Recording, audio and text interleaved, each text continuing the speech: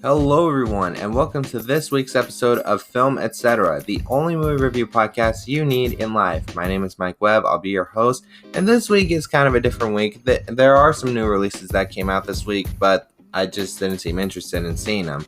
But I did catch up with the sports comedy drama Dream Horse starring Toni Colette. We'll talk about that, as well as the new releases, the German romance film Undine, and the sports documentary Changing the Game. If you guys are new to the show, I basically review the new releases of the week and grade them on a scale of 0 to 10 based upon my personal opinion. Without further ado, let's get started.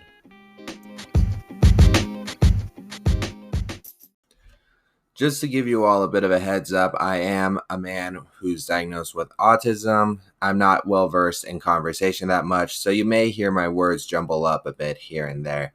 But I hope you all enjoy, and thank you for listening. Dream Horse is a sports comedy drama directed by Euros Lyn. It is adapted from the 2015 documentary entitled Dark Horse. It is based on the true story of Dream Alliance, an unlikely racehorse bred by Welsh bartender Jan Vokes, played by Toni Colette. With very little money and no experience, Jan convinces her neighbors to chip in their earnings to raise Dream in the hopes that he can compete with the racing elites. The group's investment pays off as Dream rises through the ranks with grit and determination and goes on to race in the Welsh Grand National. The film also stars Damian Lewis, Owen Teale, Joanna Page, Nicholas Farrell, and Sean Phillips. Now, I wanted to take my mother to this film because she's an Anglophile. Like, she loves anything like British period piece, like Jane Austen and all that stuff. But in actuality, the film is set in Wales. So it's kind of a little bit of a mislead right there. And I've seen trailers for this movie like as early as back as like March of 2020. Like, it premiered at Sundance last year in 2020, and it was supposed to come out around this time, like late spring. But due to the pandemic, everything completely shattered, and it was delayed for a little bit. But now the film is finally out, and now I can talk about it. I like the look of the village and how it's like a total like working class system. All the characters are like down on their luck, and they're all making ends meet. I mentioned in the plot, Toni Colette works at a bartender. That's her night job, but her day job is also working at a grocery store. The only person of that group who knows anything about horse racing is Damian Lewis's character, and even he is having a bit of a crisis in the film. All those characters have like these like interesting characteristics. They're like odd. Like, there's this one character who's like the town's drunk. There's also this old lady who buys one too many chocolate tea cakes. But there is this interesting like charm to this film overall. It is delightful and heartwarming and oddly funny in some places. Toni Collette is wonderful. I think Damian Lewis is also wonderful as well. But the movie is super predictable, formulaic, and cliched. But in all honesty, it didn't bother me that much. Like, as I was watching it, I was like, yeah, this part is going to happen and that part is going to happen. Just as long as I'm in the right mood, I'll be totally fine with it. And most of the characters, this movie takes place in Wales. They have this like interesting dialect where at times you cannot understand what they're trying to say. Like, one time there's this like joke that occurred and I laughed, and then my mom looked over next to me and was like, what did that person say? And I was like, I couldn't understand. And then at the end of the show, I was like, even if you cannot understand a single word of like the Welsh dialect, you can like pop the movie in, turn the sound completely off, and you can still understand this movie. I mentioned some of the characters are stereotypical, but they rarely do anything. They're just like almost next to nothing characters, and it's also slow in some areas. But overall, it is a total crowd pleaser, and I highly recommend it. If you haven't seen it in the theater yet, I recommend you watch it. You're going to have a wonderful, delightful time. It is still playing in theaters, but it will be on video on demand this Friday. So you can get it on like Apple, Google, you can rent it. It's probably going to be one of those $20 rentals, but I still wholeheartedly enjoy it. Those are my thoughts on Dream Horse. Now let's get to Undine. Undine is the latest film from German writer-director Christian Petzold. It stars Paula Beer as the titular character Undine, who works as a lecturer in a museum about Berlin's urban development. We also are tend to believe that she is also, in fact, a mermaid. At the beginning of the film, we see her being broken up by her lover, but shortly thereafter, she ends up falling in love with an industrial diver named Christoph, played by Franz Rogowski. The film then becomes a relentless tale of love and mystery. The film also stars Mariam Zuri as Monika, a co-worker of Christoph's, and Jacob Matschens as Johannes, Undine's former lover. This is the second film I've seen from director Christian Petzold. I watched his last film called Transit, which also stars Paula Beer and Franz Rogowski, but Rogowski has the lead role, whereas Beer is the main female role.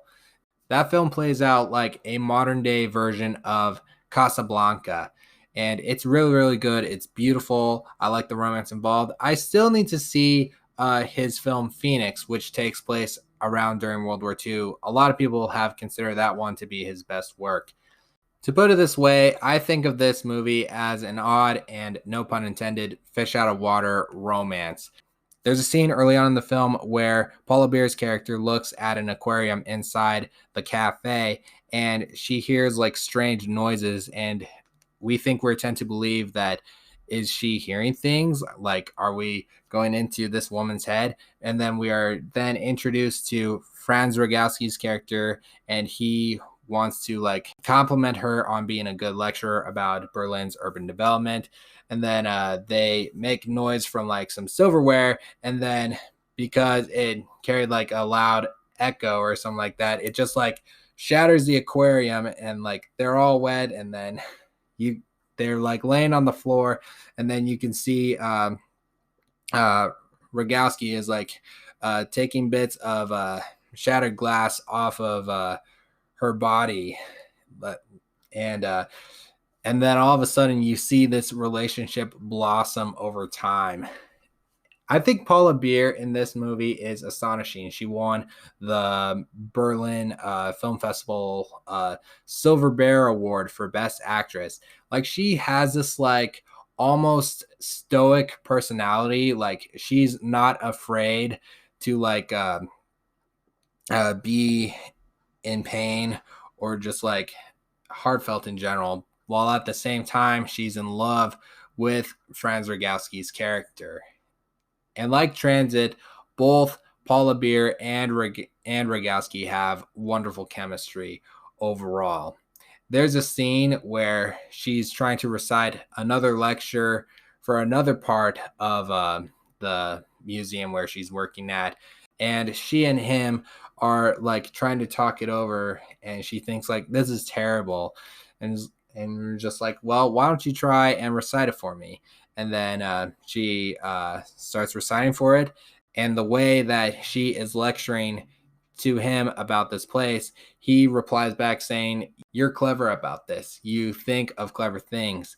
Like, those personalities are like interesting for like a nicely scripted romance right there. There's also a piece of score that is used throughout the movie that feels very reminiscent of the films of Wong Kar-wai. If you haven't checked out the works of Wong Kar-wai, I highly recommend you check out In the Mood for Love and Chungking Express.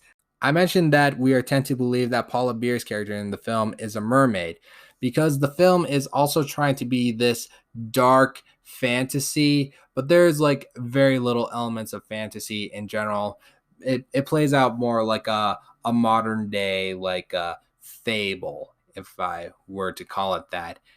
My biggest qualms with this movie is that it drags. I couldn't tell if it was deliberate or not.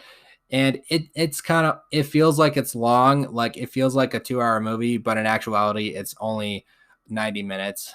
The last third of this movie, it does a complete 180. Like, it completely shifts the movie of what it's going for. And I was a little mixed on it. I still think it's an interesting romance overall, but like Bong Joon-ho said at his Golden Globe speech when he won Best Foreign Language Film for Parasite, once you get over the 1-inch barrier of subtitles, you'll experience cinema the way it is. I still enjoyed Undine for what it is, and by the end of it, I kept thinking to myself, do I still like it even though I don't like the ending? And I was like, yeah, sure, why not? Anyway, guys, Undine is currently playing in select theaters, but is also available on video on demand. And those are my thoughts. And now let's get to Changing the Game. Changing the Game is a sports documentary about 3 high school athletes who are transgender. Over the course of the film, we follow a boy wrestler from Texas named Mac who competes in the girls' wrestling team, a girl skier from New Hampshire named Sarah Rose who is trying to get a bill passed in her state to allow transgender people to get involved in sports. And we follow a girl track and field athlete from Connecticut named Andrea. And also throughout the film, we get to see how they live and cope in general, both in and out of athleticism. Full disclaimer, this subject matter is not for everyone, but I am a person who is very open to the idea of people who are considered LGBT living among us, yet I'm considered a cisgender heterosexual male living with autism. And my expressed opinions are about the filmmakers and the work they produce surrounding this subject in general. Just to keep that in mind. Now, it's very, very tough when reviewing a documentary because you're trying to separate reality versus fiction. And it's also trying to make you know what you get at in general. I mean, this is a very, very interesting documentary because it's about a subject matter that is very controversial to today's world. I think the filmmakers intend to show a very nuanced and neutral approach to these athletes' lives because it focuses on these athletes who are transgender, but you get to see both sides of the coin of how it plays out, both pros and cons in general. Because on the one hand, you get to see people like the subject's parents or legal guardians or even their coaches just happily accept that person for who they are in general. But also on the other side, you have people complaining about like, this isn't fair. He or she should not compete in this sport this way because in one part of the story, the boy wrestler Mac, he competes in the girls team because Texas state law does not have a law that allows transgender people to compete in that specific gender sport. Whereas you get in Connecticut, where they have passed the law where you can allow transgender people to compete in that specific gender. And in the middle of that, you get to see the skier from New Hampshire trying to help pass that bill as well. So in all honesty, it just like comes fully together. And the filmmaker behind this, the director of this, his name is Michael Barnett, who also created a documentary called Becoming Bulletproof, which one of the subjects in it was Zach Gottsagen, the Down syndrome actor from Peanut Butter Falcon. But I've yet to see it. Anyway, I think it is a nice documentary overall in general. But what prevents it from being a great documentary is that as I'm watching it, it feels like you know what statement it's trying to make overall. There are some little subtext that appear on screen. While mostly important, they just feel like they come at the wrong time, in my personal opinion. I don't really have like much to say about this documentary in general, but I do advise you to take word of caution. I don't want anyone to feel uncomfortable with this subject matter. I mean, I didn't feel uncomfortable at all. I was just surprised about how the U.S. in general and in different states, they don't allow people of this type and they don't get to be allowed to participate in a specific section of sports in general. I mean, a documentary like this, it kind of feels generic. I'm not the biggest fan of documentaries. I think if you were to make it a grade, you would have to like leave an impact on me. Like if I like relate or just like felt something out of it. I did get something out of it. It's just not something that I can easily relate to in general. But overall, I still think it's a nice documentary, as I just mentioned. It's streaming on Hulu, but do watch it at your own risk, whether or not you like the idea of transgender people overall.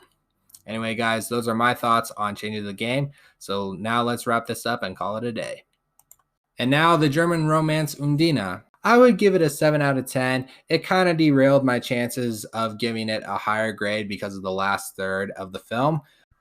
Here's how I grade this week's new releases. If I give it from a 0 to a 5, do not bother. I just would like avoid this movie in some way, in some capacity.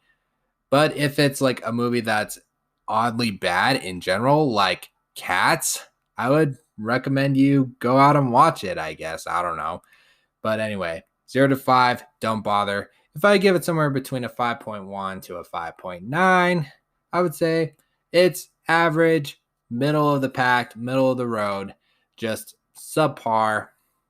Both things that are both good and bad.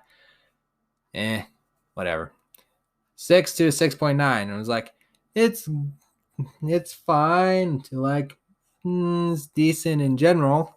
Somewhere between a 7 to an 8, I was like, it's good, solid, up to like, it's really, really good. And then 8.1 up all the way to a 10. It's a high recommendation, even though if it's like a movie that is not completely for everyone, or it's like a movie that is like hard to watch, I would still give it that score just for its filmmaking craft alone.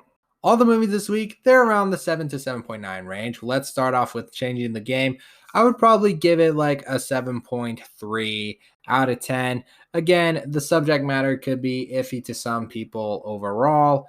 I did fail to mention about the naysayers in the film.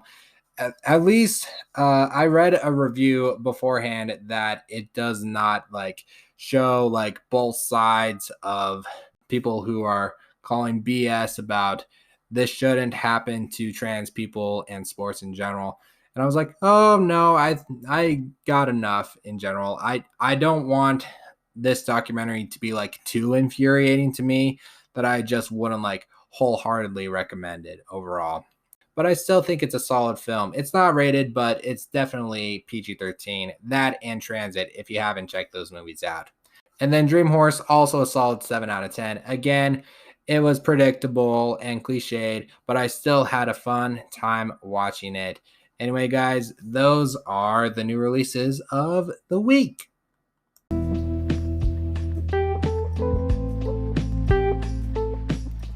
That's it for this week's episode of Film Etc. Thank you all so much for listening. I failed to mention this on the top of the show, but we are everywhere. We're not just on Anchor or Spotify, but the show is also available on Apple Podcasts, Google Podcasts, Breaker, Pocket Casts, and Radio Public. You can follow or subscribe to this show on any of the platforms. It would mean the world to us if you give us a 5-star review. That'll help get this show onto the top of the charts. And please share and tell your friends all about it. Anyway, guys, I am on social media on Twitter, Instagram, and Letterboxd at RealMikeWebb. Next week, we have the big movie musical In the Heights from Lin-Manuel Miranda. We also have the new Netflix animated film Wish Dragon, and a new Mark Wahlberg film that's only available on Paramount Plus called Infinite, which I don't think any of us have heard about this movie until like, I don't know, last week or something. But anyway, guys, thank you all so much for listening. Again, stay safe, wash your hands, and until next time, I'll see you all at the cinema.